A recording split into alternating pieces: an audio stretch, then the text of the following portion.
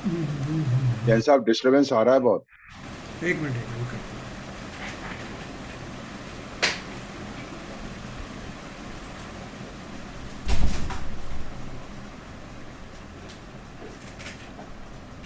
विपुल जी नहीं आए अभी।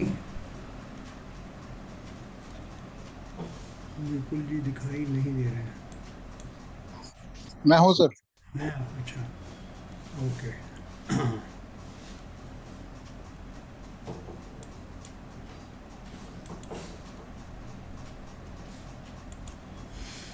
चलिए।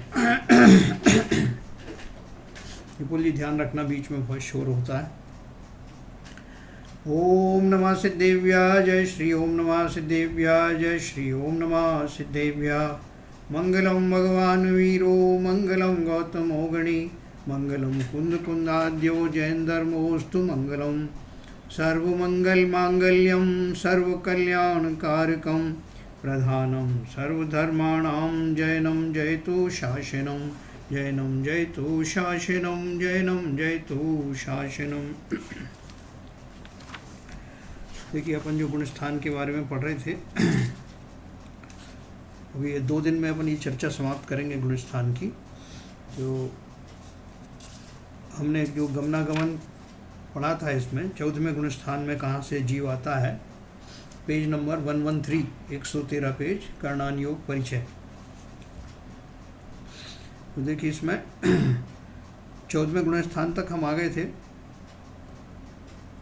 13वें गुण स्थान से ही आगमन होता है 14वें गुण स्थान में। और 14वें गुण स्थान के बाद में जीव 14वें गुण स्थान में कितने समय तक रहता है, वो अपन ने पढ़ा था। वो 5 अक्षरों का उच्चारण में जितना लघु अंतर मुहूर्त का समय लगता है, उतने काल तक जो है वो 14वां गुण स्थान रहता है। और उतने में ही वो जो शेष 85 प्रकृतियाँ जो बचती हैं अघातीय कर्मों की, वो सब चली जाती हैं और जीव सिद्ध हो जाता है। तो गमन 14वें गुण स्थान से जीव गुणस्थानातीत सिद्ध परमेष्ठी बनता है। सिद्ध परमेष्ठी का कौन सा गुण स्थान है? गुण स्थानों के ऊपर है, कोई गुण स्थान नहीं होता। तो क्योंकि ये सारे गुण स्थान की चर्चा वहीं तक होती है, 13वें गुण स्थान और के बाद जो 14वां गुण स्थान आता है, उसके बाद में गुण स्थानों की वो समाप्त हो जाती श्रृंखला और जीव सिद्ध बन जाता है। गमनागमन देखने के बाद अब गुण स्थानों का काल देखेंगे, मतलब कौन से काल में, कौन से गुण स्थान में कितने समय तक जीव रहता है। विवक्षित गुण स्थान में जीव अधिक से अधिक कितने काल तक रह सकता है, उसे उस गुण स्थान का उत्कृष्ट काल कहते हैं। और कम से कम रहेगा तो कितने काल तक रहेगा, उसे जगन्य काल कहते हैं। देखो एक ही जन साहब, जगन्य काल की परिभाषा, जगन्य की परिभाषा अपने शास्त्रों में, जगन्य का मतलब होता मिनिमम और उत्कृष्ट का मतलब होता मैक्सिमम। जबकि जो संसार में जो घटित है, जगन्य शब्द है, वो जगन्य शब्द का लोग बोलते हैं जगन्य अपराध किया, मतलब घोर अपराध किया। तो हमारे यहाँ जगन्य का अर्थ तो मिनिमम है, वो शब्द जो है ऐसे बिगड़ जाते हैं। तो जगन्य काल कहेंगे कि उसमें कितने समय तक मिनिमम रहता है जीव उस गुण स्थान में, और उत्कृष्ट काल कितने समय तक रहा जा सकता है। अब सादि अनादि वगैरह शब्दों के अर्थ देखते हैं। देखो अपन बहुत बार यूज़ करते हैं अनादि काल से तो अनंत काल तक, सादि शांत, ये सब अपन शब्द उपयोग में लाते हैं। तो इनका जो है अर्थ समझेंगे क्या है। अनादि काल का अर्थ है, अनादि का अर्थ है जिसे आदि अर्थात प्रारंभ नहीं है। ये संसार कब से है? अनादि काल से है। अनादि काल का अर्थ क्या है? इसकी कोई शुरुआत नहीं है, कब से हुआ, हमेशा से वैसा ही है। जिसका कोई प्रारंभ नहीं है उसे अनादि कहते हैं। हम बोलते हैं हम अनादि काल से मिथ्या दृष्टि है ना। ये भी वही है, कब से है? जब से है सृष्टि है। अनादि काल से जीव कर्मों से संयुक्त है, अनादि काल से शुरू से ही चल रहा है, जब से है सृष्टि है। और अनंत का अर्थ क्या है? जिसका कोई अंत नहीं, अनादि से अनंत तक, है ना। अंत का मतलब कोई अंत नहीं। सादि किसे बोलते हैं? सादि शब्द का जो अपन संधि विच्छेद करें तो स प्लस आदि, यानी जिसे कभी ना कभी, जो कभी ना कभी प्रारंभ होता है उसे सादि कहते हैं, है ना। जिसका कभी प्रारंभ हुआ हो उसको सादि कहते हैं। और शांत किसे कहते हैं? जिसका कभी ना कभी अंत होता है उसे शांत कहते हैं। अब इनको अपन फिट करेंगे, कैसे उसको फिट करते हैं। इसमें 4 प्रकार हो सकते हैं, अनादि अनंत, अनादि शांत, सादि अनंत और सादि शांत, ये शब्दों का प्रयोग होता है शास्त्रों में। खासतौर से जो मिथ्या दर्शन और सम्यक दर्शन के बारे में चर्चा होती है तो इन शब्दों का बहुत खुल करके प्रयोग होता है। देखो कैसे प्रयोग होता है इसका। अब एक जीव की अपेक्षा गुण स्थानों का काल देखते हैं। पहला, मिथ्यात्व गुण स्थान का काल कितना है। अभव्य जीव की अपेक्षा तो अनादि अनंत है, क्योंकि अभव्य जीव जो है वो कभी भी मोक्ष नहीं जाएगा, मिथ्यात्व उसका बना रहेगा। तो अनादिकाल से तो था ही, और रहेगा कब तक, अनंत काल तक रहेगा। इसलिए अभव्य जीव की अपेक्षा से मिथ्यात्व गुण स्थान का काल अनादि अनंत है, हमेशा रहने वाला है मिथ्यात्व में। और कुछ एक कैटेगरी और थी, दूरानु दूर भव्य। भव्य तो है लेकिन कैसा है कि दूरान दूर है, पता नहीं कब उसको सम्यक दर्शन होगा, तो उसको भी उसी की पात्रता भी ऐसी बताई है। दूरानु दूर भव्य की जो पात्रता होने पर भी अनंत काल के बाद भी मोक्ष नहीं पाएगा, उसके मिथ्यात्व का काल भी अनादि अनंत है। दूरानु दूर भव्य नाम का एक कैटेगरी बताई गई शास्त्रों में, उसको भी ऐसे ही बताया गया है कि वो वैसे तो उसमें योग्यता है लेकिन वो योग्यता आएगी नहीं, प्रकट नहीं होगी, तो वो भी ऐसा ही। हाँ जी, इसमें दो प्रश्न है। एक तो पहले भी आपसे पूछा था जी, ये अभव्य जीव वो कभी मोक्ष नहीं जाएगा, इसका बेसिक कारण क्या है? उसका मतलब अभव्य जीव का मतलब क्या व्यवस्था है? मतलब उसने क्या पाप किए हैं ऐसे जगन, मतलब बुरे कर्म किए हैं? वो स्पेसी ऐसी बन के आई है शुरू से ही। स्पेसी जो है, जैसे अभी 84 लाख योनियों में जो जीव पाए जाते हैं, वो स्पेसीज जो है वो फिक्स स्पेसीज है ना, उतने प्रकार की स्पेसी पाई जाएंगी। उसी तरह के ये जो अभव्य जीव है वो भी एक ऐसी कैटेगरी है जो प्रकृति में शुरू से ही उस निर्मित हुई है। वो जीव ऐसे ही होते हैं, वो सब कुछ कर सकते हैं, सब कुछ प्राप्त कर सकते हैं, लेकिन सम्यक दर्शन प्राप्त नहीं कर सकते, और इसलिए उनको मोक्ष कभी नहीं होगा। संसार में रहेंगे, मनुष्य भी बनेंगे, बाकी गतियों में भी जाएंगे, सब कुछ होगा, कुछ कर्मों का ही होगा। तो वो उनका जो निर्माण ही उस स्पेसी का ऐसा हुआ है। अगर कर्मों की अपेक्षा से कहें तो साहब वो कर्म उसने कब किए होंगे, उसके पहले क्या रहा होगा, वो सारे प्रश्न खड़े हो जाएंगे। तो इसलिए शास्त्र, वही तो बार बार यही बात तो आती है दिमाग में कि मतलब ऐसा क्या किया है, क्या अपराध किया है और वो कैसे दूर हो। तो वो शास्त्रों में इसके बारे में इतना उल्लेख ही इतना ही मिलता है। अच्छा अच्छा, हाँ, क्योंकि अभव्य जीव उन्होंने खाली ऐसे बताया, जैसे मूंग है, ठर्रा मूंग होती है, वो कभी जो है वो तो आपने एग्जाम्पल दिया था। हाँ, वही शास्त्र में वही उदाहरण दिया है। बार बार प्रश्न फिर भी दिमाग में आता है कि ऐसा क्या होगा। उसको बड़ी मुश्किल से भुलाया जाता है और फिर खड़ा हो जाता है, क्योंकि हमको इसके लिए क्या एक शंका भरी रहती है अंदर से, कहीं मैं तो उस कैटेगरी का नहीं हूँ। ऐसा एक अंदर में एक वो भरा रहता है डर, जिसकी वजह से हमको ये क्वेश्चन भी आए बिना नहीं रहता। एक तो ये कारण है, दूसरा कारण हमको लगता है करुणा भी आती है कि वो बेचारे जीव, उनने क्या अपराध किया। Yes yes. अच्छा, दूसरा प्रश्न ये है जी, ये जो आपने बोला अभव्य जीव और दूर भव्य, हाँ, ये दो कैटेगरी क्यों की? और जब इसमें वास्तव में अंतर तो कोई नहीं है दोनों में। अंतर तो कुछ नहीं है, इसमें ऐसे ही लिखा है किताबों में, जो करणान योग की जो बड़े ग्रंथ हैं उनमें भी ऐसे लिखा है, दूरान दूर भव्य के ये लिखा है कि वो अनंत काल में भी मोक्ष नहीं जा पाएंगे, जबकि उनमें पात्रता है। तो अब पात्रता है तो क्या फायदा उस पात्रता का? वही तो है ना, तो क्वेश्चन ये आता है।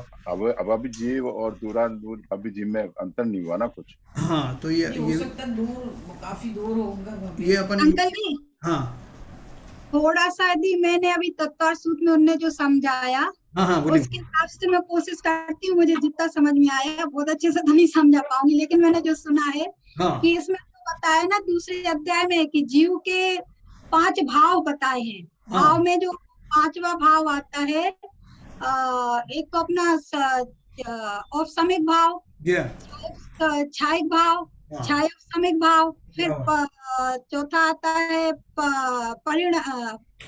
नाम भूल गई, पारिणामिक, और 5वां जो आता है अपना, नहीं, चौथा औदायिक और 5वां पारिणामिक भाव रहता है। बराबर। हाँ, तो जो पारिणामिक भाव में जो जीव के भेद बता, जीवत और जीवत, अभव्य और अभव्य। एक जीवत्व मतलब जीव, जीवत्व बताए मतलब जीव का, एक अभव्य जीव रहते हैं और भव्य जीव रहते हैं। तो उन्होंने बोला भव्य कभी अभव्य नहीं होता और अभव्य कभी भव्य नहीं होगा। तुमने ये कर्मों की अपेक्षा नहीं बताया कि उनके कोई ऐसे कर्म किए, ये अनादिकाल से जैसे जीव के 3 भेद चले, ये अनादिकाल से ऐसे ही रहने वाले हैं। हाँ, तो यही तो अपन बात कर रहे हैं। अपन ये भी कहने वाला शास्त्रों में उसमें है। अपन भी यही बात कर रहे हैं कि शास्त्रों में ये बताया है कि वो कैटेगरी वैसी कैटेगरी रहती है। नहीं, वो बात तो समझ में आ गई कमला जी।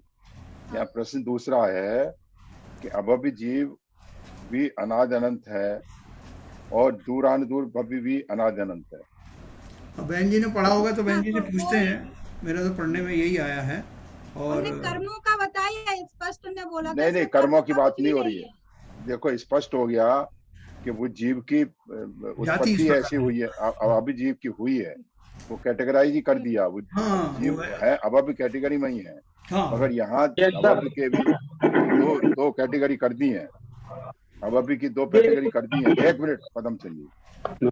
2 कैटेगरी कर दी है, अभव्य जीव और दूरानुदूर भव्य। हाँ, जबकि दोनों का जो कैटेगरी है वो सेम है, तो ये दोनों कैटेगरी अलग अलग क्यों की है, उसका प्रश्न मैंने किया था। उसी के बारे में वो चर्चा बहन जी चल से रही चाहते हैं है। कि हाँ, उसका कुछ उसका वो निराकरण हो तो दे दें। हाँ बहन जी बताइए। मतलब जो आंटी है नहीं शायद। नहीं है? अच्छा, नहीं, मैं आपको पढ़ के सुनाऊंगा, इसका बहुत क्लियर दिया हुआ है, सभी किताबों में दिया, बहुत सारी में दिया है। ठीक है, बाद में बता दीजिए, कोई दिक्कत नहीं। क्षयिक और औपसमिक की जरा परिभाषित पुनः बताइए ना। किसकी? क्षयिक और औपसमिक, क्षयिक सम्यक्त और औपशमिक सम्यक्त, अच्छा। हाँ, तो इनकी परिभाषा पुनः हाँ हाँ, देखिए, जो औपशमिक सम्यक्त है उसमें तो वो जो 3 प्रकृतियां हैं ना, मिथ्यात्व, सम्यक मिथ्यात्व और सम्यक प्रकृति, उनका उपशम होता है, फ्रीज हो जाती हैं वो उस काल में उदय में नहीं आती हैं। तो फलस्वरूप प्रकट होने वाले सम्यक दर्शन को औपशमिक सम्यक्त कहते हैं। और क्षयिक सम्यक्त किसे कहते हैं कि वो 3 प्रकृतियां उनकी परमानेंटली, 3 प्रकृतियां तो वो और अनंतानुबंधी की एक चौकड़ी, ये परमानेंटली डिलीट हो जाती हैं, सत्ता में निर्जरा हो जाती है उनकी। सत्ता में से निकल जाती है। ठीक है सर? ठीक है। तो अभी देखो, इसमें अपन ने वो शब्द यूज़ कर रहे थे, वो दूरानुदूर भव्य वगैरह, ये बहुत बार आया है। मैं आपको पढ़ के सुनाऊंगा, बहुत सारे ओरिजिनल ग्रंथों में से पढ़ के सुनाऊंगा। वैसे बैनाना जी ने एक बार बताया था जी कि जो दूरानुदूर भव्य या अभव्य संभव्य भी बोलते हैं इसको, हाँ जी, तो हाँ इसको ऐसे निमित्त ही नहीं मिलेंगे कि उसको मतलब ये सम्यक दर्शन हो जाए। हाँ नहीं, वो बात सही है बहन जी। बताया प्रश्न था। दूसरा है यहाँ पर। नहीं, प्रश्न उनकी दूसरा योग्यता है, लेकिन निमित्त ही नहीं मिलेंगे तो बिना निमित्त के उसको नहीं प्रकट ही नहीं होगा, तो वो भी अभव्य के समान ही है। हाँ हाँ, ऐसा ही लिखा है, ऐसा ही लिखा है, सही बात। बताया था। निमित्त नहीं मिलेंगे मतलब जो भी कारण रहा है, बाकी वो होगा नहीं कभी भी। हाँ, सम्यक होगा दर्शन नहीं से वो, इसीलिए उसको अभव्य संभव्य भी बोलते हैं, उसको बिल्कुल आप सही दूरानुदूर भव्य। सही कर रही हैं, ऐसे ही लिखा है शास्त्रों में। तो उसके बारे में और मैं आपको पढ़ के सुनाऊंगा अच्छे ग्रंथों में से। इसी में हाँ, मतलब ये क्वेश्चन, ये तो बात समझ में आ गई। जैसा मीना बहन जी ने बोला, कमला जी ने बोला कि ये कैटेगरी तो स्पेसिफाइड है, शुरू से प्रकृति में बनी हुई है, बिल्कुल बिल्कुल। इनको मोक्ष प्राप्त नहीं होगा। हाँ, मगर ये 2 कैटेगरी क्यों बनाई, इसका जरा आप अच्छी तरह पढ़ के व्यवस्थित हाँ, इन्होंने जो बताया ना मीना जी ने, मैंने भी ऐसे ही पढ़ा है कि क्या? जो पहले वाले को तो जो है उसकी खुद की पात्रता नहीं है, जो जो अभव्य है उसकी खुद की पात्रता नहीं है, और जो दूरानुदूर भव्य है उसकी स्वयं की पात्रता तो है, लेकिन हर घटना के होने में निमित्त का होना भी आवश्यक है। तो उसको इसमें ऐसा उदाहरण विधवा औरत का बताया है। है, इसमें उदाहरण विधवा औरत का बताया है। विधवा किसका बताया? उसके निमित्त की विधवा विधवा औरत का, विडो वुमन का। हाँ, विधवा औरत का, हाँ हाँ बराबर है। विधवा औरत का उदाहरण दिया कि वो संतान उत्पत्ति नहीं होती, उसकी स्वयं की योग्यता है, लेकिन संयोग पुरुष का नहीं मिलता, निमित्त नहीं मिलती। हाँ वही, निमित्त नहीं मिला। तो देखो आगे चलते हैं अपन इसमें, और इस कैटेगरी में थोड़ा सा और आपको इंटरेस्ट आएगा तो मैं आपको और पढ़ के सुनाऊंगा। तो उसके मिथ्यात्व के काल भी अनादि अनंत है। दूरानुदूर भव्य की जो पात्रता होने पर भी अनंत काल के बाद भी मोक्ष नहीं जा पाएगा, उसके मिथ्यात्व का काल भी अनादि अनंत है। अनादि काल से है, वो मिथ्या दृष्टि है, और अनंत काल तक रहने वाला है, क्योंकि सम्यक दर्शन की प्राप्ति होगी नहीं उसकी। जो जीव सम्यक प्राप्त करता है उसके मिथ्यात्व गुणस्थान का काल अनादि शांत है। क्या बताया? जो जीव सम्यक प्राप्त करता है उसका मिथ्या जो अनादिकाल से चल रहा था वो अनादिकाल वाला खत्म हो गया। तो उसमें परिभाषा आई, शादी का मतलब है जिसका कभी ना कभी आरंभ होता है। अनादिकाल से था लेकिन अब सम्यक दर्शन उसका आरंभ हो गया। तो जो जीव सम्यक प्राप्त करता है उसके मिथ्यात्व गुणस्थान का काल अनादि शांत है। अब अनादि शांत का अर्थ क्या है? शांत का अर्थ क्या लिखा है? जिसका अंत होता है, अर्थात उस जीव का सम्यक प्राप्त हुआ और मिथ्यात्व का समाप्ति हो गई, तो अनादि शांत में आ गया। ठीक है। उसके आगे की कैटेगरी देखिए, सादी मिथ्या दृष्टि, यानी जिसने एक बार सम्यक्त प्राप्त करके जो वापस मिथ्यात्व में आया है उसके मिथ्यात्व का काल सादी शांत है ना। सादी शांत का अर्थ क्या हुआ यहाँ, जो मैंने अभी आपको बताया। उसका उत्कृष्ट काल किंचित न्यून अर्ध पुद्गल परावर्तन है, जगन्य काल एक अंतर मुहूर्त है। ऐसा जीव जो सम्यक दर्शन प्राप्त करके, जैसे मीना जी पूछ रही थी, औपसमिक सम्यक दर्शन प्राप्त हुआ, उसको प्राप्त होने के बाद में वो उसका अनादिकाल का मिथ्यात्व तो समाप्त हो गया, लेकिन अब फिर से मिथ्यात्व में चला गया। तो वो जो जीव है अब वापस सम्यक दर्शन में उसको तो आना है, आएगा ही। अगर वो भव्य जीव है तो तभी उसको सम्यक दर्शन हुआ, और भव्य जीव है तो मोक्ष भी जाएगा। तो मोक्ष कब तक जाएगा? तो जैसा अपन ने पहले पढ़ा था कि ऐसा जीव जिसने एक बार सम्यक औपसमिक सम्यक दर्शन प्रकट करके दिखा दिया, मतलब अपनी क्षमता सिद्ध कर दी, वो जीव अगर ज़्यादा से ज़्यादा मिथ्या दृष्टि बना रहा, ज़्यादा से ज़्यादा, तो उसका उत्कृष्ट काल है अर्धपुद्गल परावर्तन काल। उतने काल तक वो जीव मिथ्या दृष्टि बना रह सकता है, लेकिन वो जब उसको ये काल समाप्त के पहले पहले विद इन दिस, हालांकि ये बहुत अनंत काल है, उस काल की समाप्ति होने से बीच में कभी भी जब उसका जो वेदक काल समाप्त हो जाता है और औपसमिक काल शुरू होता है, ये दोनों का मैं आपको पढ़ के सुनाऊंगा, वेदक काल क्या होता है और ये औपसमिक काल क्या होता है, ये मैं आपको अभी विस्तार से बताने वाला हूँ। तो देखिए, दूसरा गुणस्थान, दूसरा सासादन गुणस्थान का काल कितना है? दूसरा गुणस्थान कौन सा था? वो जिसमें कि वो जीव अभी सम्यक्त में रहा नहीं और मिथ्यात्व में पहुंचा नहीं। ऐसी बीच की स्टेज है ना, अपन ने बताया था, जो कोई बालकनी में उसके ग्रिल से पकड़ करके खड़ा हुआ है और वहाँ से तो निकल गया लेकिन नीचे अभी पहुँचा नहीं है ना। तो वो उसको अपन ने दूसरा गुणस्थान की बात करी थी। या उसने ऊपर से छलांग लगाई और वो ऊपर से छलांग लगा के नीचे तक धरती को टच नहीं किया, उस काल को सासादन का काल कहते हैं। उत्कृष्ट काल 6 आवली और जघन्य एक समय है। उसका जो उत्कृष्ट काल है मैक्सिमम 6 आवली है। आवली किसे बोलते हैं? बहुत सारे समयों के समूह को एक आवली कहते हैं। ऐसी 6 आवली उसका जघन्य का, 6 आवली तो उत्कृष्ट काल है और जघन्य काल है उसका। उस गुणस्थान में जीव कम से कम एक समय तक और ज़्यादा से ज़्यादा 6 आवली काल तक रह सकता है। तीसरा सम्यक मिथ्यात्व गुणस्थान का काल। सम्यक मिथ्यात्व गुणस्थान कौन सा है? तीसरा गुणस्थान, जिसमें वो कैसे प्रकट होता है? कौन सी प्रकृति उदय में आ जाती है बाबूजी? मिथ्यात्व की जो 3 प्रकृतियां उनमें से सम्यक मिथ्यात्व आ जाता है। ज्ञान की प्रकृति उदय में आ जाती है। बाकी सब जो उपशमित पड़े हैं, देखो हमने व्यवस्था ये की थी कि जैसे पहले के ज़माने में वो ऋषि मुनि जो तो वो करते थे ना, यज्ञ करते थे, तो वो क्या करते थे कि सारी सब जगह पे सुरक्षित कर देते थे वातावरण को, कि यहाँ के असुर जो है सिर ना उठाएं, वहाँ के ना उठाएं, फिर ये सब करके सुरक्षित वातावरण बना करके फिर वो यज्ञ आदि करते थे। तो ऐसे ही जो उस जीव ने जिसने सम्यक दर्शन प्राप्त किया, उसने व्यवस्थाएं ये की थी कि जितने काल अंतर मुहूर्त में उसको सम्यक दर्शन प्राप्त हो, उसमें मिथ्यात्व की 3 प्रकृतियाँ और चारित्र मोहिनी की अनंतानुबंधी वाली जो एक चौकड़ी है, उन सब का शमन बना रहे, उपशमन बना रहे, वो फ्रीज बनी रहे, तब तक मैं अपना काम कर लूँ। लेकिन इनमें से अगर जरा भी डिस्टर्बेंस हो गया तो वो क्या होगा? वो जीव जो है तीसरे गुण सम्यक दर्शन हो गया, लेकिन अब उसके बाद में वो उनमें फिर से जो क्या बोलते हैं बिखराव शुरू हो गया। तो बिखराव क्या शुरू हो गया? या तो उन 3 प्रकृतियों में से पहली दूसरी 2 प्रकृतियाँ आ सकती हैं तो सम्यक दर्शन चला जाएगा, तीसरी वाली बनी रहेगी तो उपशम सम्यक्त रहेगा, सॉरी क्षयोपशमिक सम्यक्त रहेगा।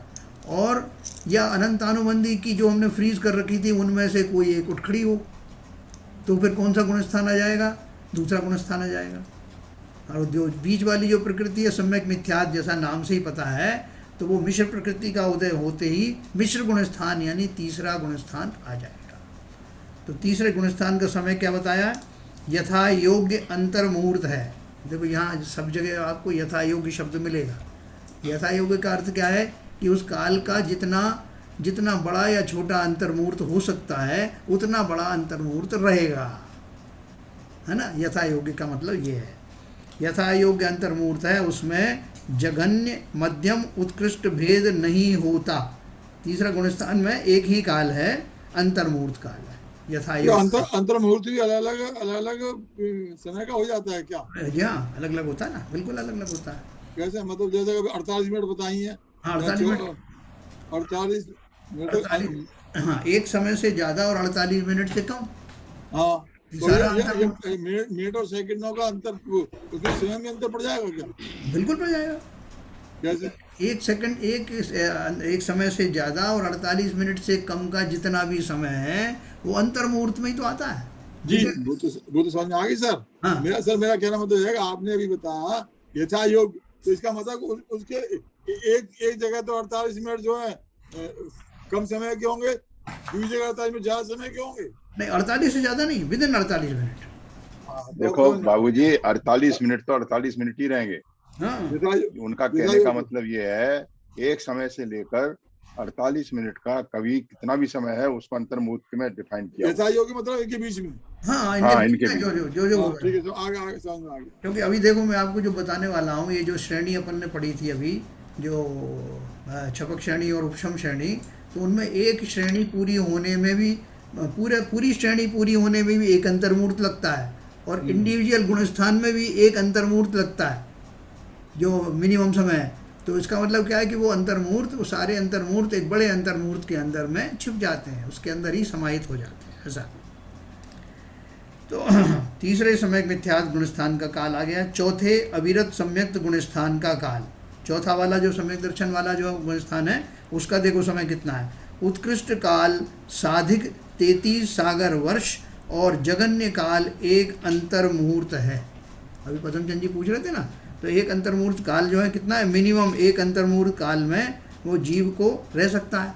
अब एक अंतर मुहूर्त काल वाला सम्यक दर्शन कौन कौन सा है? एक तो औपशमिक ही है, औपशमिक है, और दूसरा छायोपशमिक का भी मिनिमम काल इतना हो सकता है ना। छायोपशमिक तो भाई साहब औपशमिक जब टूटता है तब छायोपशमिक होता है जीव। वो एक अंतर मुहूर्त तक तो वो रहेगा औपशमिक। हाँ, वही तो मैं कह रहा हूँ। उसके बाद के काल में या तो मिथ्या दृष्टि बन जाए और या छायोपशमिक सम्यक दर्शन हो जाए। अब जो बहुत बड़ा काल है उसका तो नहीं ऐसा है, उसके आप उत्कृष्ट काल की बात कर रहे हैं। उसके दो चीजें हैं, उसकी उत्कृष्ट है और जगन्य भी है। जी है ना। औपशमिक सम्यक्त होने के बाद हो सकता है कि वो एक अंतर मुहूर्त रहे और छूट जाए। अच्छा। या वो इतना बड़ा भी हो सकता है कि 66 सागर में कोई सा भी पीरियड तक रह सकता है। 33 सागर 66 सागर उसकी जो वैल्यू है 66 सागर है उत्कृष्ट काल जो उन्होंने। या 33 सागर जो वर्ष जो दिया वो किस तरह दिया मुझे समझ नहीं आया। पहले भी आपने इतना ही बताया था। नहीं, ध्यान है 33 सागर तो उसकी वो है पीरियड है उसका रुकने का, वो उसका है, वो मेरे ख्याल से। हाँ, वो किस तरह कैलकुलेशन किया है उन्होंने। 33 सागर तो उसके रुकने का पीरियड है। वो छायक नहीं, जो रुकने की तो बात कर रहे हैं जी। हाँ, रुक सकता है। हाँ, बराबर, वहाँ पर 33 सागर तक रुक सकता है। हाँ, बराबर। वो उसका कैलकुलेशन उन्होंने बताया है कि कितने समय तक कैसे वो है। और 66 सागर ये इसका है उत्कृष्ट काल की अवधि है। बराबर। हाँ, बिल्कुल सही कह रहे हैं। साधिक का मतलब क्या है जैन साहब? साधिक मतलब थोड़ा ज्यादा, उससे थोड़ा सा ज्यादा, 33 सागर वर्ष से किंचित ज्यादा। अच्छा जैन साहब, ये चौथे काल में ये चौथा गुणस्थान है, इसमें यदि देव बन गया तो 33 सागर तक रह सकता है उसका। हाँ, बराबर। वही तो बाबूजी ने बताया कि उतने काल तक वो मैक्सिमम रह सकता है। जैसे 33 सागर की उनकी आयु होती है ना, किसकी? जो सर्वार सिद्धि आदि के सभी देवों की नहीं, सर्वार सिद्धि के जो देव हैं उनकी आयु 33 सागर रहती है। वो सब सम्यक दृष्टि ही होते हैं, ठीक है ना। तो वो उसकी अपेक्षा से बताया गया। अभी 5वां देश विरत गुणस्थान का काल, 5वां नंबर का गुणस्थान आ गया। कौन सा वाला? जिसमें अपन व्रत संयम धारण करते हैं, है ना। तो उसका देखो, उसका काल क्या है। उत्कृष्ट काल मनुष्य में 1 करोड़ पूर्व वर्षों में से गर्भ काल सहित 8 वर्ष और एक अंतर मुहूर्त कम करके शेष बचा हुआ काल उत्कृष्ट काल है ना। मनुष्यों में कितना हो सकता है? मनुष्यों की आयु 1 करोड़ पूर्व वर्ष तक मैक्सिमम हो सकती है, 1 करोड़ वर्ष पूर्व। तो उसमें से जो गर्भ काल है वो निकाल दो, और 8 वर्ष की आयु के बाद सम्यक दर्शन होता है, अपन को मालूम है ना। 8 वर्ष और एक अंतर मुहूर्त मिला करके तब उसका गर्भ काल के बाद में इतना समय और जाना चाहिए, तब वो जीव इस योग्य होता है कि उसको सम्यक दर्शन हो जाए।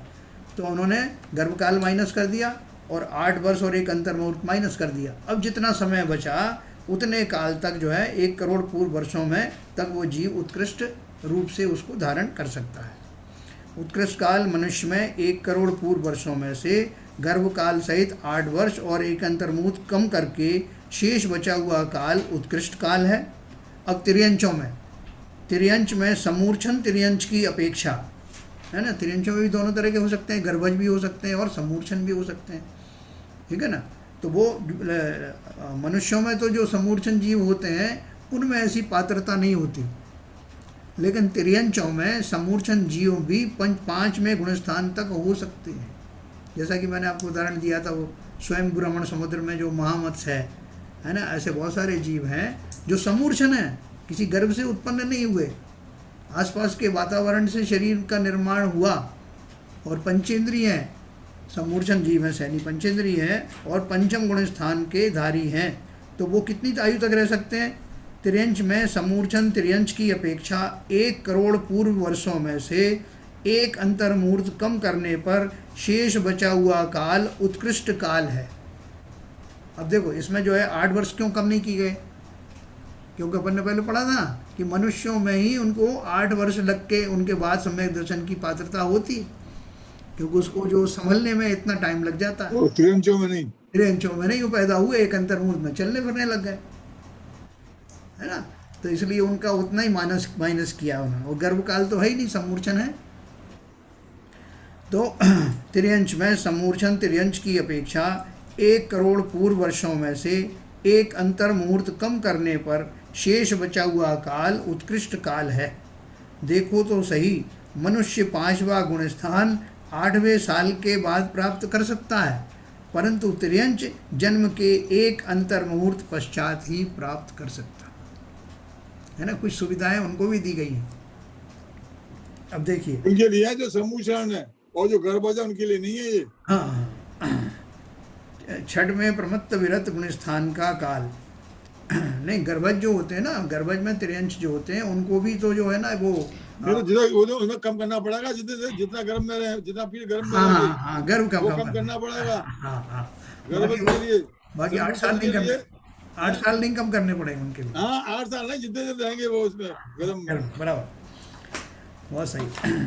अब देखो छठ में प्रमत्त विरत गुण स्थान का काल, छठवां काल जो होता है ना मुनियों का, 7वें से 6वें में आते हैं, प्रमत्त विरत गुण स्थान उत्कृष्ट काल यथा योग्य एक अंतर मुहूर्त है, उसके पश्चात नियम से 7वें में शुद्धोपयोग में जाता है।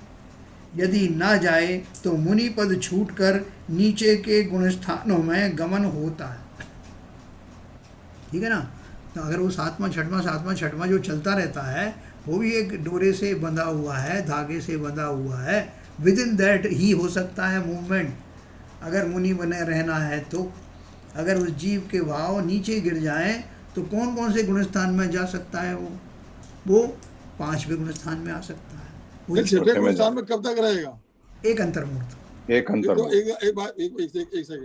तो भाई साहब, ये मुनि महाराज वगैरह जो हैं वो जब उपदेश देते हैं, प्रवचन करते हैं, तो वो तो अंतर मुहूर्त से ज्यादा प्रवचन देते रहते हैं, तो वो तो उसमें अब बाबूजी स्टॉप वॉच लगा के बैठ जाते हैं तो क्या करें बताओ? नहीं भाई, ये जो दिखाई दे रहा है ना सामने, नहीं, जी प्रवचन दे रहे हैं, 2 घंटे प्रवचन देते रहे, तो अंतर मुहूर्त तो 2 अंतर मुहूर्त निकल गए।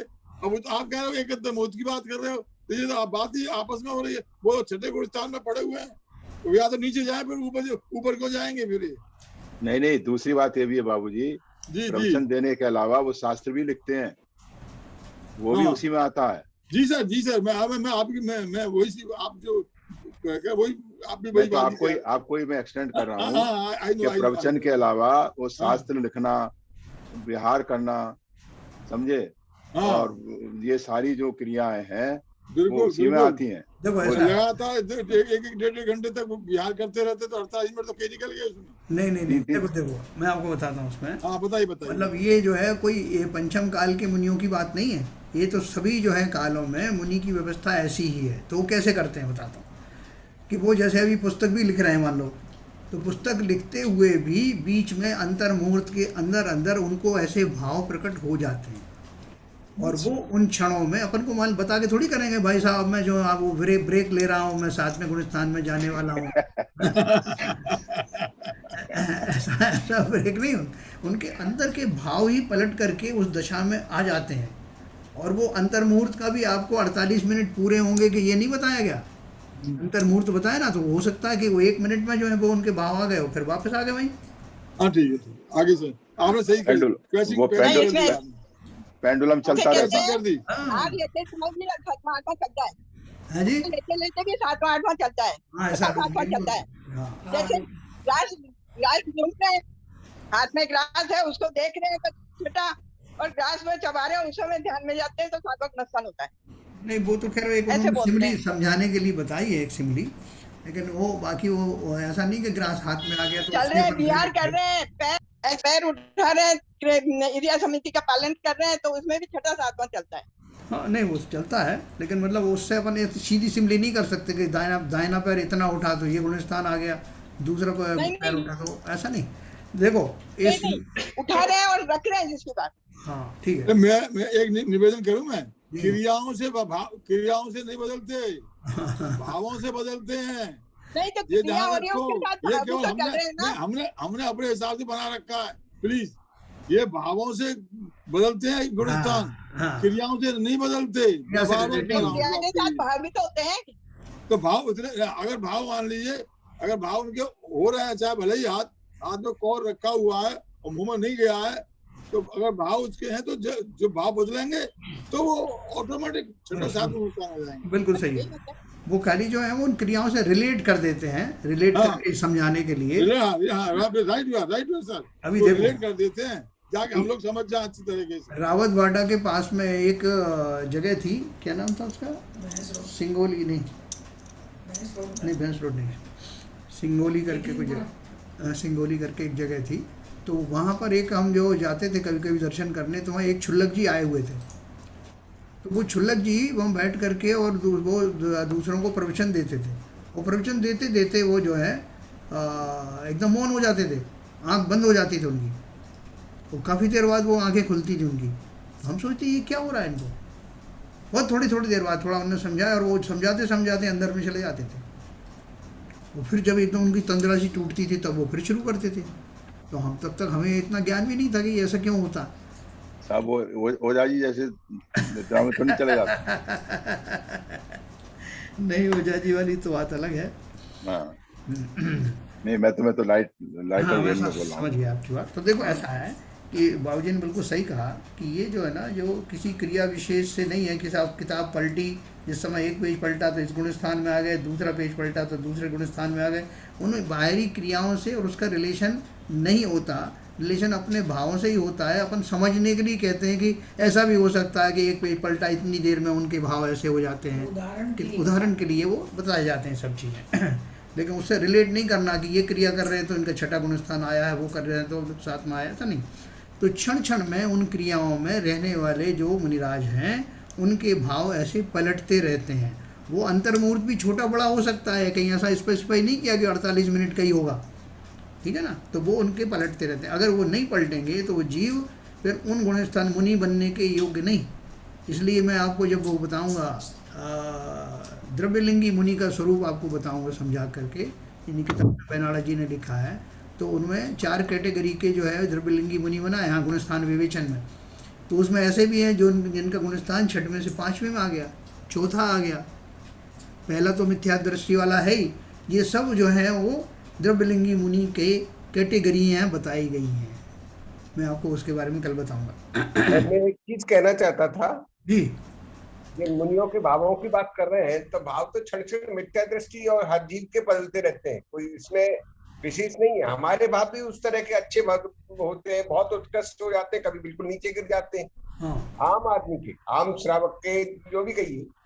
हाँ सही बात है, सही कह रहे हैं। जीवों के भाव तो बदलते ही रहते हैं कंटिन्यू। बिल्कुल सही, तो कोई क्रिया विच्छेद से जैसे रिलेट नहीं कर सकते। हाँ वही सही कह रहे हैं। क्रिया करते करते जो है भाव इधर उधर हो जाते हैं। बराबर। तो छठ में प्रमत्व गृहित गुण स्थान का काल क्या है? उत्कृष्ट काल यथा योग्य एक अंतर्मूर्त है, उसके पश्चात नियम से 7वें में शुद्धोपयोग हो जाता है, शुद्धोपयोग जाता है। यदि ना जाए तो मुनिपद छूटकर नीचे के गुणस्थानों में गमन होता है। जगन्य काल एक समय है, यह कैसे संभव है ये देखते हैं। कोई मुनिराज 7वें अप्रमत्त गुणस्थान में से 6वें में आए और वहाँ एक समय व्यतीत होते ही मरण को प्राप्त हुए तो उनके 6ठे गुणस्थान का काल एक समय होगा। इन्होंने जो उसमें दो जो काल बताए ना, उत्कृष्ट और जगन्य, तो उत्कृष्ट काल तो यही है कि जितने काल तक उतने उनका शुद्धोपयोग बना रहा उतने काल तक वो 7वें गुणस्थान में कहे जाएंगे, और जैसे ही वो उनका इधर आ गया शुभोपयोग में आ गए तो वो 6वां गुणस्थान आ गया। लेकिन इसके साथ में अगर जगन्य की परिभाषा बताएं कि मिनिमम उन गुणस्थान में कैसे रहेंगे, तो मिनिमम रहने की व्यवस्था ये है कि अगर जीव का उस गुणस्थान में आते ही उनका मरण हो जाता है तो वो फिर उतना एक समय में मरण हो जाता है, तो कितनी देर तक रहे गुणस्थान में? एक समय तक रहे, इसलिए उसको जगन्य कहा। उन्होंने लिखा ना, कोई मुनिराज 7वें अप्रमत्त गुणस्थान में से 6वें में आए और वहाँ एक समय व्यतीत होते ही मरण को प्राप्त हो गए तो उनके 6ठे गुणस्थान का काल एक समय कहा जाएगा। जगन्य से लेकर उत्कृष्ट तक के सभी भेद मध्यम काल के हैं जो मरण की अपेक्षा से होते हैं। जगन्य और उत्कृष्ट के बीच के भी समय है ना, मैक्सिमम इतना, मिनिमम इतना, बीच का भी तो काल हो सकता है ना। तो बीच के जितने भी काल हैं वो मरण की अपेक्षा से, मतलब 2 समय के बाद मरण हो गया, 10 समय के बाद मरण हो गया, तो इस तरह से उनके जो जितने भेद हैं मध्यम काल के वो मरण की अपेक्षा से बताए जाते हैं। बाकी तो उनका जो है अंतर्मूर्त काल जो बताया। तो इस तरह से 6वें प्रमत्त गुण स्थान में उत्कृष्ट और जो जगन्य है उसकी बात बताई गई। 7वां जो प्रमत्त विरत गुण स्थान है उसका काल कितना है? उत्कृष्ट काल यथा योग्य एक अंतर्मुहूर्त है, जगन्य काल एक समय है जैसा वहाँ ऊपर बताया। 6वें में से 7वें में जाने वाले या उपशम श्रेणी के 8वें में से उतरकर 7वें में जाने वाले मुनिराज का एक समय व्यतीत होते ही यदि मरण हो जाए तो 7वें का जगन्य काल एक समय होगा। देखो अभी 7वें गुण स्थान से एक स्थिति विचित्र होने वाली है। क्या हो रही है कि यहाँ अब श्रेणी के गुण हो गए, श्रेणी वाले जो है गुणस्थान आ गए, तो उस श्रेणी वाले गुणस्थान में अगर जीव छपक श्रेणी चढ़ेगा तो वो उसका मरण होगा नहीं। और अगर वो जो है उपशमित वो चल रहा है, उपशम श्रेणी में जा रहा है, तो किसी भी गुणस्थान में उसका मरण हो सकता है, और जितने समय तक उसमें रहा वो ही उसका काल मिनिमम काल कहलाएगा। ठीक है, मरण की अपेक्षा से। तो देखो उन्होंने क्या लिखा है, अभी 7वां गुणस्थान दोनों है ना, 7वें गुणस्थान वाला जो है श्रेणी चढ़ने वाला भी हो सकता है, ना चढ़ने वाला भी हो सकता है, और ऐसा भी हो सकता है कि जो 8वें गुणस्थान से गिर करके 7वें गुणस्थान में आया हो, है ना। 3 कैटेगरी मैंने आपको 7वें गुणस्थान की बताई, 2 कैटेगरी, एक 6वें से 7वें में आने वाला और एक 8वें से 7वें में आने वाला। तो उत्कृष्ट काल यथा योग एक अंतर्मूर्त है, एक अंतर्मूर्त तक वो जी मैक्सिमम 7वें गुणस्थान में रहता है, उसके बाद वो 6ठे गुणस्थान में चला जाता है, ये अपन ने देखा। जगन्य काल एक समय है, जगन्य काल किसकी अपेक्षा से है?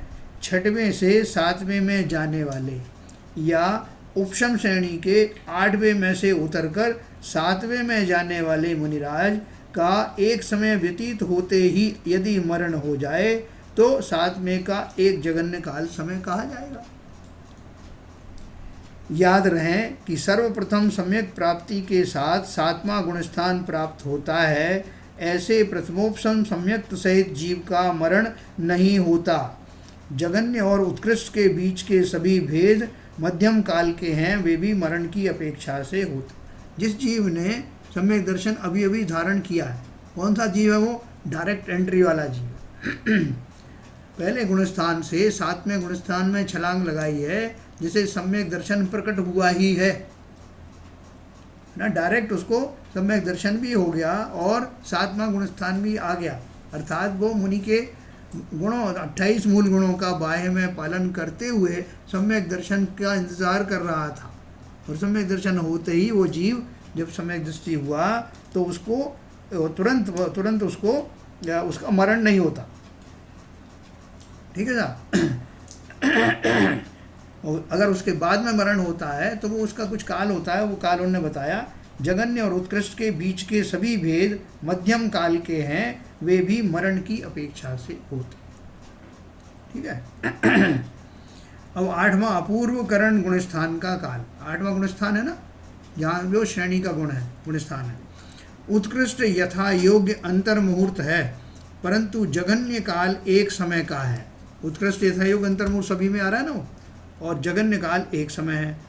उपशम श्रेणी चढ़ते हुए 8वें के प्रथम भाग में मरण नहीं होता, परंतु उपशम श्रेणी से उतरते हुए 9वें में से 8वें में आते ही एक समय में मरण होगा, तो 8वें का जगन्य काल एक समय कहलाएगा। ठीक है, उतरते समय। यहाँ भी मरण की अपेक्षा जगन्य से उत्कृष्ट तक मध्यम काल के अनेक भेद होते हैं। जहाँ उत्कृष्ट और जगन्य काल दिया जाता है, मतलब वो एक रेंज है, वो उस रेंज के अंदर में कभी भी मरण हो तो उतना समय उसका बताया जाता है, और उसका मिनिमम समय है वो एक समय है। मरण की एक समय में मरण होगा तो 8वें का जगन्य काल एक समय है। यहाँ भी मरण की अपेक्षा जगन्य से उत्कृष्ट तक मध्यम काल के अनेक भेद होते हैं। ध्यान रहे, चढ़ते हुए नहीं मरण होता, उतरते हुए मरण हो सकता है। उतरते हुए, उतरते हुए, चढ़ते हुए नहीं होता। हाँ, श्रेणी वालों का भी है, उपसम श्रेणी वालों का भी, हाँ, उपशम वालों का भी। यहाँ भी मरण की अपेक्षा जगन्य से उत्कृष्ट तक मध्यम काल के अनेक भेद होते हैं। ध्यान रहे, छपक श्रेणी में मरण नहीं होता, इसलिए छपक श्रेणी में जगन्य मध्यम उत्कृष्ट भेद नहीं होते। है ना, वो जीव तो सीधा आगे बढ़ रहा है ना, तो मरण होगा ही नहीं। तो इसलिए जो भी उसका काल है कि एक यथा योग अंतर मुहूर्त का काल है, वही काल चाहे जगन्य कह लो चाहे आप उत्कृष्ट करो। अभी देखो अगला जो आ रहा है गुणस्थान, 9वां अनिवृत्तिकरण गुणस्थान का काल। उत्कृष्ट काल यथा योग्य अंतर मुहूर्त है, जगन्य काल एक समय है। वो किसको होता है? उपशम श्रेणी चढ़ते या उतरते समय 90 में आते ही एक समय रहकर मरण हो जाए तो जगन्य काल एक समय है। 90 में दोनों कंडीशन है। उपशम श्रेणी चढ़ते या उतरते समय 90 में आते ही एक समय रहकर मरण हो जाए तो जगन्य काल एक समय है। मध्यम काल के सर्व भेद भी मरण की अपेक्षा से ही है। मतलब एक समय के बाद अगर मान लो 2 समय में हुआ, 4 समय में हो सकता है, लेकिन मिनिमम एक समय में हो सकता है, इसलिए मिनिमम काल उन्होंने बता दिया। और छपक श्रेणी में मरण नहीं है, इसलिए काल के भेद भी नहीं है। ठीक है, देखो 8वें गुणस्थान में उतरते हुए हुआ था और 9वें में दोनों समय में हो सकता है, उपशम श्रेणी चढ़ते हुए या उतरते हुए। अब 10वें सूक्ष्म सांप्राय गुणस्थान का काल। उत्कृष्ट काल यथा योग्य अंतर मुहूर्त है, जगन्य काल एक समय है। उपशम श्रेणी चढ़ते या उतरते समय 10वें गुणस्थान में आकर एक समय में मरण हो जाए तो जगन्य काल एक समय है। जगन्य और उत्कृष्ट के बीच मरण की अपेक्षा से मध्यम काल के अनेक भेद हैं। छपक श्रेणी में मरण नहीं होता, इसलिए उसमें काल के भेद नहीं। अब उपशम श्रेणी का लास्ट जो गुणस्थान है, कौन सा है वो? उपशांत मोह गुणस्थान, 11वां नंबर। यह मात्र उपशम श्रेणी का गुणस्थान है, बाकी तो कॉमन थे। छपक श्रेणी में भी पढ़ रहे थे, उपशम श्रेणी में भी पढ़ रहे थे गुणस्थान, लेकिन जो 11वां गुणस्थान है वो एक्सक्लूसिवली उपशम श्रेणी का ही गुणस्थान है। इसका उत्कृष्ट काल यथा योग्य अंतर मुहूर्त है। जगन्य काल मरण की अपेक्षा एक समय है। मध्यम काल के सर्वभेद भी मरण की अपेक्षा से हैं। तो मैक्सिमम कितना है इसका काल? अंतर मुहूर्त समय तक वो जीव 11वें गुणस्थान में रह सकता है। ठीक है, अब आ गया 12वां गुणस्थान। 12वां गुणस्थान कौन का है? छपक श्रेणी वालों का। यथा योग्य एक अंतर मुहूर्त है, छपक श्रेणी में मरण नहीं होता, इसलिए यहाँ काल के भेद भी नहीं है। 12वां गुणस्थान वाले ने जो पकड़ा है रास्ता, उसमें मरण नहीं होगा बीच में। अब 13वां सहयोग केवली गुणस्थान का काल। 13वां गुणस्थान प्राप्त होने पर शेष जितनी आयु बाकी रही हो उतने काल में से 14वें गुणस्थान का काल घटा देने पर जो काल रहेगा उतना 13वें गुणस्थान का काल है। सही है, आगे समझ है ना? वो क्यों घटा दिया भैया 14वां गुणस्थान? 14वां गुणस्थान आई 5 अक्षर का वो जो वो है समय, कहा तो केवल तो उतना ही समय हो जाएगा। हाँ, और अपन को नहीं करना है उच्चारण।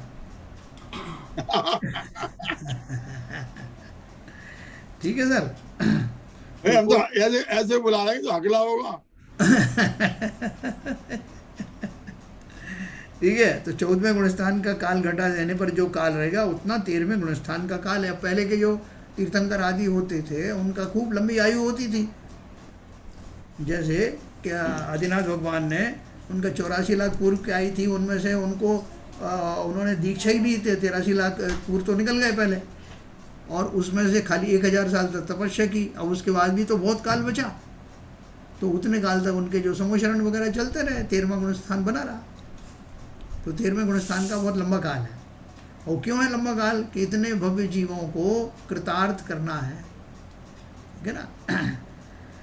तो यहाँ जघन्य काल एक अंतर मुहूर्त है। उत्कृष्ट काल किसके होता है देखते हैं। कर्म भूमि में के मनुष्य को ही मुनिपद श्रेणी के गुणस्थान। इसमें एक अंतर मुहूर्त क्यों बताया? जघन्य काल एक अंतर मुहूर्त है 13वें गुणस्थान का। बताओ सब। उनकी आयु इतनी होगी मतलब ये जो सहयोग केवली के जो गुणस्थान है वो तीर्थंकर के लिए ही नहीं है, सभी केवलियों के लिए है। तो उसमें ऐसे उपसर्ग केवली भी हो सकते हैं, जैसे गजकुमार मुनि थे। यस, कि सिकड़ी जला दी ऊपर सर के ऊपर में, और वहीं केवल ज्ञान हो गया और निर्वाण भी हो गया। हाँ, तो वो मतलब उनकी आयु इतनी थी। तो इसलिए उन्होंने जघन्य काल एक अंतर मुहूर्त कहा। केवल ज्ञान होने के एक अंतर मुहूर्त के बाद में निर्वाण हो गया, तो उतना ही काल रहा। उत्कृष्ट काल किसके होता है देखते हैं। कर्म भूमि के मनुष्य को ही मुनि पद श्रेणी के गुणस्थान एवं सिद्ध पद प्राप्त हो सकता है। है ना? जब भी जीव मोक्ष जाएगा, तो कितनी महत्ता है मनुष्य भाव की, हम उसको समझ ही नहीं रहे हैं। इसलिए तो बोलते हैं कि अनुपम रत्न मिला है, जिसमें जो श्रेणी में आरोहण कौन होंगे? श्रेणी आरोहण देवों का नहीं होता, वो भी चतुर्थ गुणस्थान के धारी और सम्यक दर्शन के धारी हैं, लेकिन उनको नहीं होगा। तो किसको होगा?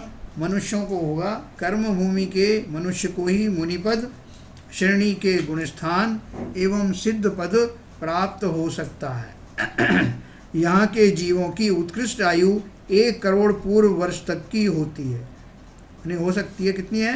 84 लाख वर्ष इंटू 84 लाख वर्ष का एक पूर्व होता है, और 1 करोड़ इंटू 1 पूर्व का मतलब है 1 पूर्व कोटि या 1 करोड़ पूर्व। इतना मैक्सिमम आयु हो सकती है कर्मभूमि के मनुष्य की। अलग काल की बात है।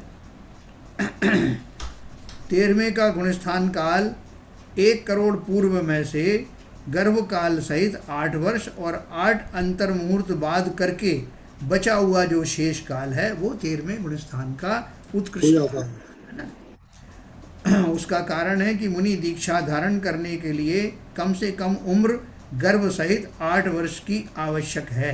उसके पश्चात 8 अंतर मुहूर्तों में जीव मोक्ष जाने का पुरुषार्थ कर सकता है। जैसा 8 अंतर मुहूर्त क्यों आए?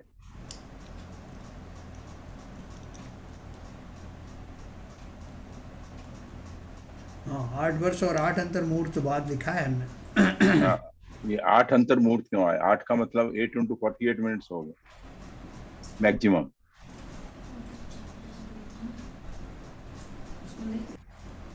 हाँ, अपन ने अभी 8 वर्ष और 1 अंतर मुहूर्त पढ़ा था ना ऊपर कहीं। जी हाँ, जी हाँ। ये देखना पड़ेगा इसका क्यों है, मैंने पहली बार पढ़ा है। 8 वर्ष और ये तो ऐसा तो नहीं है। फिर 7वें गुणस्थान से लेकर के 14वें गुणस्थान तक 8 गुणस्थान है, इसलिए 8 मुहूर्त। हर एक का एक मुहूर्त लगा तो 8 मुहूर्त हो गए। नहीं साहब, वो तो 13 गुणस्थान इंडिपेंडेंट है, उससे पीछे का क्या मतलब? बाबूजी तो हिसाब डाल रहे हैं, ऑडिटर है ना। नहीं थोड़ा वो तो हिसाब ठीक है, साहब ने जुगाड़ बिठा रहे हैं। तो चलो मैं आपको देख के बताऊंगा इसके बारे में। हाँ ठीक है ओके। तो ये उसके पश्चात 8 अंतर्मुहूर्तों में जीव मोक्ष जाने का पुरुषार्थ कर सकता है।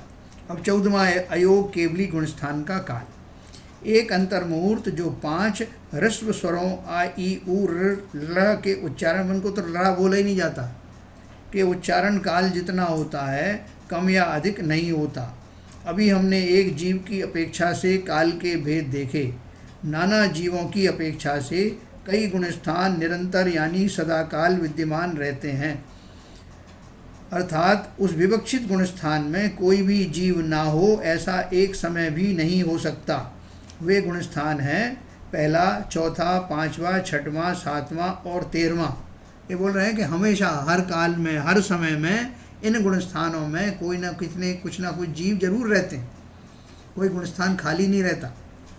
कौन कौन से खास तौर से उन्होंने बताया है?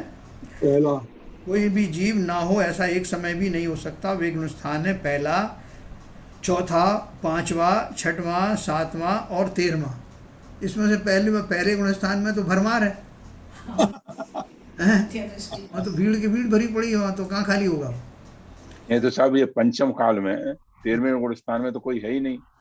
नहीं यहाँ नहीं है ना, यहाँ नहीं है और जगह है। सिमंदर स्वामी आदि है कि नहीं, विदेश क्षेत्र में है कि नहीं? अच्छा हाँ, विदेश क्षेत्रों में है, दूसरे क्षेत्रों में।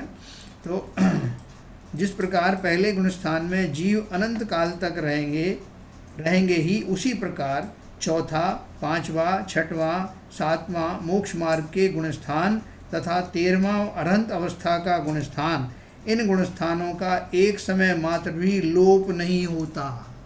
तीर्थंकरों का कभी तीर्थंकरों का अभाव नहीं होता या केवलियों का अभाव उनमें कभी भी नहीं होता। इन गुणस्थानों का एक समय मात्र भी लोप नहीं होता। सर्वज्ञ का कभी अभाव नहीं होता। मोक्ष मार्ग का उपदेश कभी बंद नहीं होता। धर्म प्रकट करने वाले जीवों का कभी लोप नहीं होता। विदेश क्षेत्र में तो वे सदाकाल ही विद्यमान रहते हैं।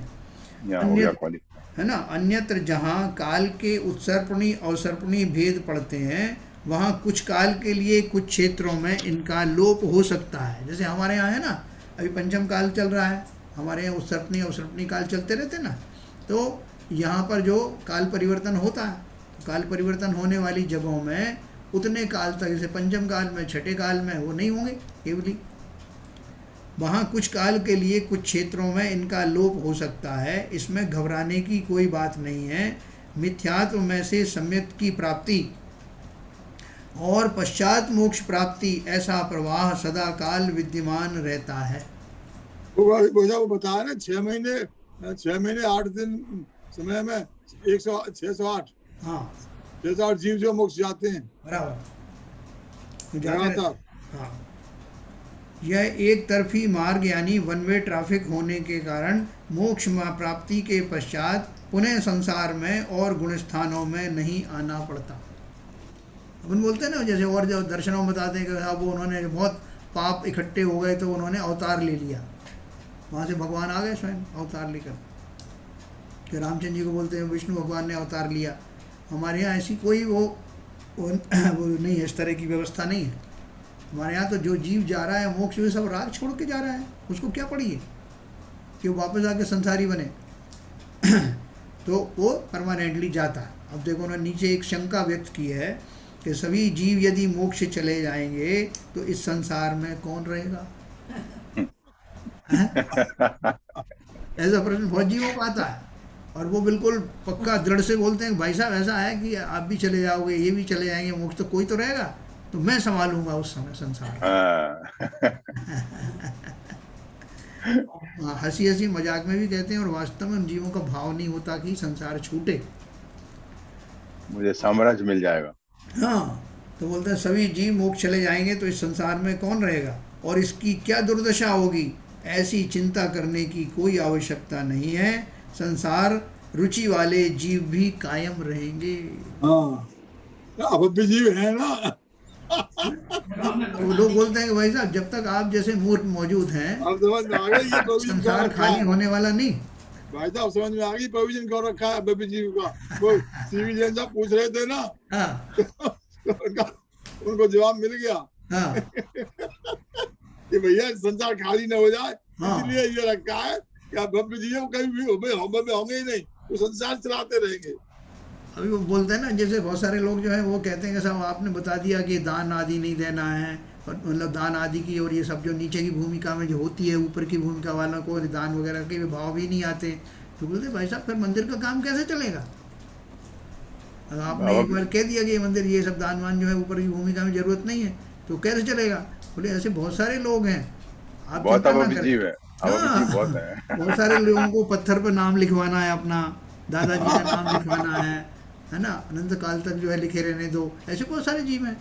इन बुद्धियों के धारी जीवों के अनुसार संसार की घटनाएं घटित होती है। संसार में जितनी घटनाएं होती हैं उतनी तरह के जीव, उतनी रुचि सोच वाले जीव हैं, इसलिए संसार बना हुआ है। ठीक है। तो अनंत काल के बाद भी सिद्ध जीवों से संसारी जीवों की संख्या अनंत गुणी ही रहेगी। वो वाले जीव है ना दूर भव्य, वो भी बने रहेंगे। वो उनमें पात्रता रहती है तो वो मंदिर बनवाते रहेंगे। अरे वाह भाई, और उतनी जीव बहुत दूर की सोची, उतने जीव तो बने। मोक्ष जाना नहीं है उन्हें, और पात्रता तो है नहीं। जैसा डिफाइन किया जैन साहब ने अभव्य जीव का, दूर भव्य का, कि अभव्य जीव की तो पात्रता ही नहीं है। उनकी पात्रता तो है मगर उनको निमित्त नहीं मिलता है। ये कह रहे हैं, बराबर सही कह रहे हैं। हाँ, तो पात्रता होने के कारण धर्म के प्रति रुचि तो रहेगी उनकी, रहेगी तो मंदिर तो बनते रहेंगे। वही मैं कह रहा हूँ, पात्रता होने के कारण रुचि बनी रहेगी धर्म के प्रति, इसलिए मंदिर तो बनते रहेंगे। बिल्कुल सही। तो देखो कितने सारे, और अपन अभव्य जीवों के बारे, सॉरी इनके मिथ्यादर्शी जीवों के बारे में बात करें तो जो जमीन है, जमीन के ऊपर उगने वाली एक वनस्पति, 1 मिलीमीटर के एरिया में कितनी वनस्पति होती है, कितनी सारी पूरे संसार में वनस्पति हैं, वो सब जीव हैं। यस। कितना जल है, और कितने समुद्र हैं, उन जल। अरे आप तो बताते हो आलू का वो जो है, एक सुई की नोक पर रखो एक आलू का वो, इतने असंख्य जीव, तो आप बताते हो ना, उससे ज्यादा तो कोई जीव राशि हो ही नहीं सकती। कितनी जीव राशि होगी? यानी ये तो एक आलू की बात बताइए, आप टोटल उसका इंटीग्रेट करो, कितने आलू और न कितने आलू, कितनी टोटल वनस्पति पूरे संसार के अंदर में, वनस्पति काय के जीव कितने, अग्नि काय के कितने, वायु काय के कितने, जल काय के कितने। तिल रखने, पैर रखने की कोई जगह ऐसी नहीं है जहाँ जीव हो, जीव ना हो। कैलकुलेशन करने में पूरी जिंदगी निकल जाएगी। भाई साहब केवली भी कम नहीं है वहाँ, है केवली भी कम नहीं है वहाँ पे जो मोक्ष जा चुके हैं वो भी असंख्य है, वो भी अनंत है, उनका भी कोई लिमिट नहीं है। वर्तमान सिद्ध जीव राशि वो भी अनंत है, और वो सिद्ध राशि भी अनंत है। और संसार एक तरफ सोचिए, दो तरफ सोचिए, नहीं अनंत है। लेकिन उसके आगे है ना, उन सिद्ध जीवों की जो राशि है, संसारी जीवों की, उससे उसकी संख्या उससे अनंत गुणी ही रहेगी। अनंत से अनंत अनंत ऐसे रहेंगे। इसलिए संसार की चिंता छोड़कर स्वयं का स्वरूप समझकर स्वरूप स्थिरता द्वारा अर्थात निज आत्मा में एकाग्रता करके हम गुणस्थान आरोहण करके अल्प भवों में ही गुणस्थानातीत हो जाएंगे। इस भावना के साथ आज की बात समाप्त करने वाले हैं। ठीक है। देखो एक बात और मैं आपको बताऊं कि जो जीव वो उनकी तो मन स्थिति अलग ही होती है, जिनको ये संसार से कोई रुचि नहीं है, संसार को जान रहे हैं कि संसार अपने आप ही होता रहता है, होता जगत स्वयं परिणाम, मैं जग का करता क्या था, ये तो उनकी बुद्धि है। लेकिन हम जो अपनी भूमिका में ये सोचते हैं कि भाई साहब मैं अगर चला गया तो ये मेरे परिवार का क्या होगा, मेरे बच्चों का क्या होगा, क्योंकि मैंने ही तो इनको संभाल रखा है। ये बेचारे जीव तो जो कुछ खा पी भी नहीं सकते अब जब तक मैं नहीं हूँ, है ना। तो मैं जो दादाजी हूँ, मेरे कारण ही इन जीवों की गुजर बसर हो रही है। ऐसा जो भाव है वो घोर मिथ्या दृष्टि जीवों का भाव है ना।